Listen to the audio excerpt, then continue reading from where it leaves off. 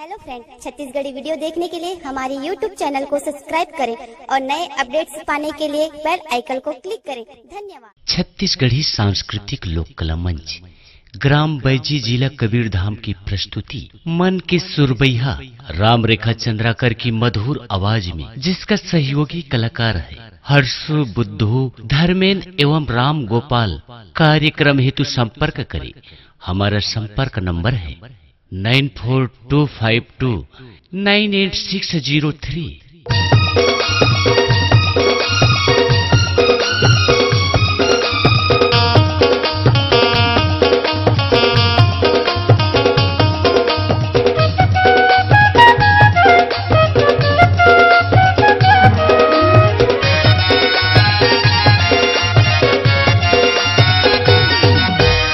कौन जानी तोला कौन बनाए है, कौन जानी तोला कौन बनाए है।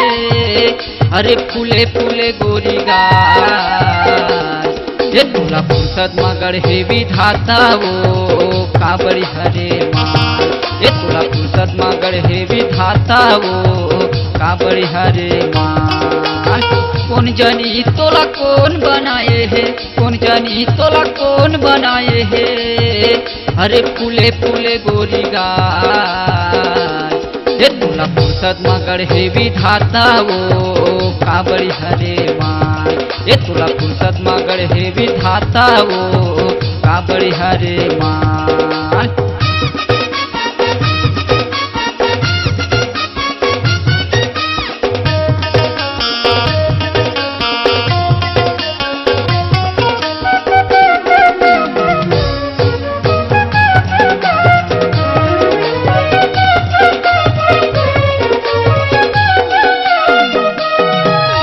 चाल हवै तोर नागिन बरोबर वो रेंगना तोर कमाल। अरे तोर फैशन ला देख पूरा मन करत हवै बवाल।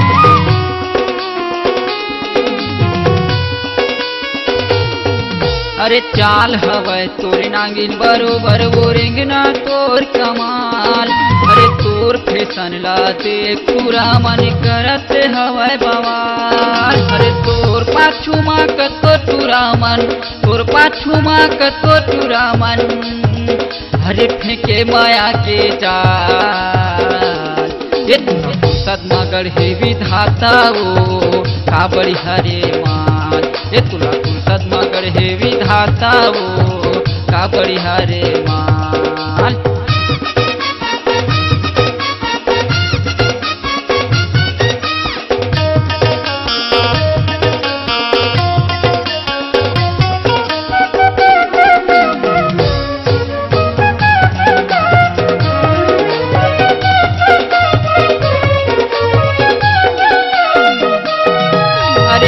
हवै तोर 16 बरस वो चढ़ती तोर जवानी। अरे जिने देखते ने कहा है वो तोला आई लव यू दिल जानी।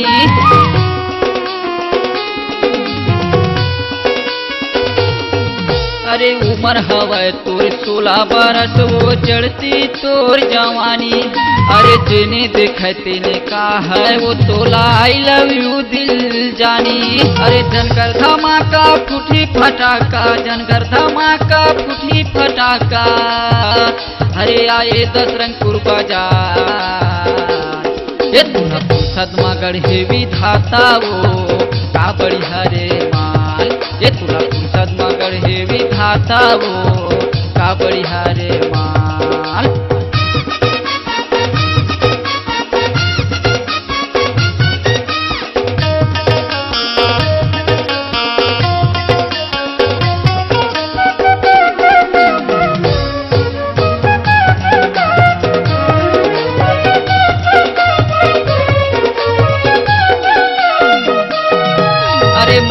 कहना मोर वो रानी बना ले मोला साथी। अरे जिंदगी भर तोला छोड़ा नहीं वो जैसे दिया बाती।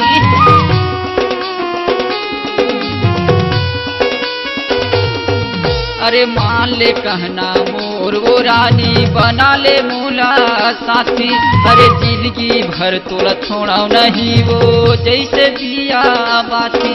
अरे धनकर धमाका फूटी फटाका झनकर धमाका फूटी फटाका अरे आए दाढ़ी के बाजार ये दूल्हा फुर्सत मगर हे विधाता वो का बढ़िया रे माल ये दूल्हा फुर्सत मगर हे विधाता वो का बढ़िया रे माल कौन जानी तोला कौन बनाए है कौन जानी तोला कौन बनाए है अरे फूले फूले गोरी गाय ये दूल्हा फुर्सत मगर हे विधाता वो का बढ़िया रे माल ये दूल्हा फुर्सत मगर हे विधाता वो का बढ़िया रे माल ये दूल्हा फुर्सत मगर हे विधाता वो का बढ़िया रे माल ये दूल्हा फुर्सत मगर हे विधाता वो का बढ़िया रे माल ये दूल्हा फुर्सत मगर हे विधाता वो का बढ़िया रे